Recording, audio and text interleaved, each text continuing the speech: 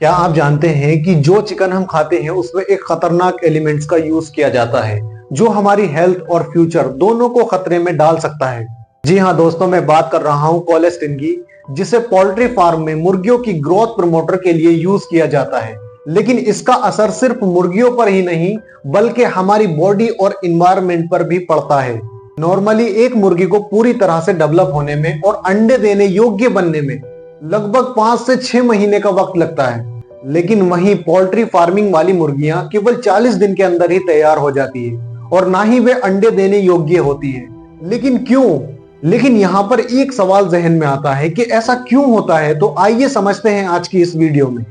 कोलेस्टिन एक powerful antibiotic है जिसका यूज गंभीर बैक्टीरियल इन्फेक्शन के इलाज में लास्ट ऑप्शन के रूप में किया जाता है। ये उन बैक्टीरिया के खिलाफ इफेक्टिव है जो एंटीबायोटिक के अगेंस्ट रेजिस्टेंस डेवलप कर चुके हैं। लेकिन पोल्ट्री फार्म में इसका यूज मुर्गियों की ग्रोथ बढ़ाने के लिए किया जा रहा है।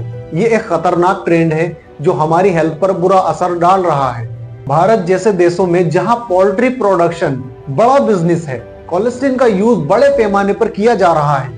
इसे मुर्गियों की ग्रोथ प्रमोटर के रूप में दिया जाता है ताकि उनका वजन तेजी से बढ़ सके। ये पोल्ट्री फार्म में एक संक्रामक बीमारियों को रोकने के लिए एक सस्ता और आसान उपाय माना जाता है।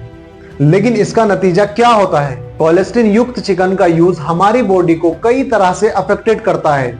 मुर्गियों के लिए कोलेस्टिन का यूज पेट में इंफेक्शन को कंट्रोल करने के लिए किया जाता है, जिससे इनकी ग्रोथ बेहतर हो जाती है।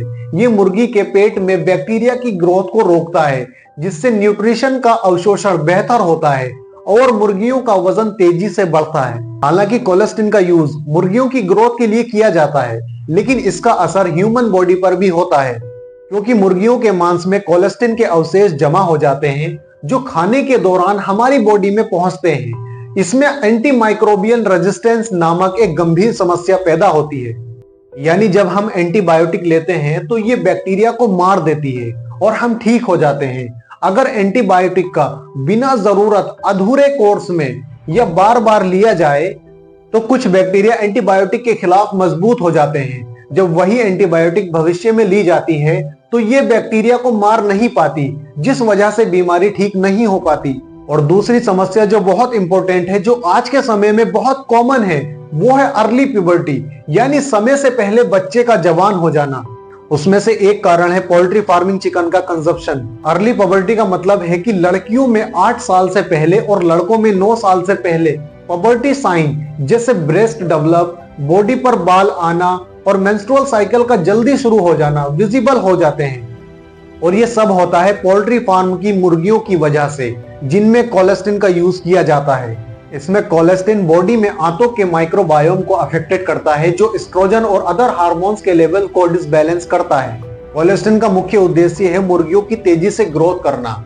जब ये एलिमेंट्स इंसानों के शरीर में जाता है तो ये ग्रोथ हार्मोन्स के लेवल को डिसबैलेंस करता है, जिससे बच्चों में अनयूजुअल तरीके से जल्दी प्यूबर्टी आ जाती है। ये पीसीओडी, मेंस्ट्रुअल साइकिल का इर्रेगुलर और फर्टिलिटी में कमी का कारण बनता है और बढ़ते बढ़ते ये कैंसर में भी बदल सकता है।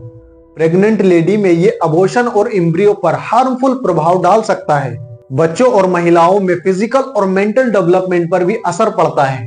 आपने देखा होगा कि आज की जनरेशन स्पेशली फीमेल्स में हाइट कम है, क्योंकि हाइट कम होने का एक कारण ये है, यदि बॉडी का एंडोक्राइन सिस्टम अफेक्टेड होता है तो हड्डियों की ग्रोथ समय से पहले बंद हो सकती है और अर्ली पुबर्टी के कारण ग्रोथ प्लेट जल्दी बंद हो जाती है, जिससे बच्चा अपनी नेचुरल हाइट तक नहीं पहुंच पाता।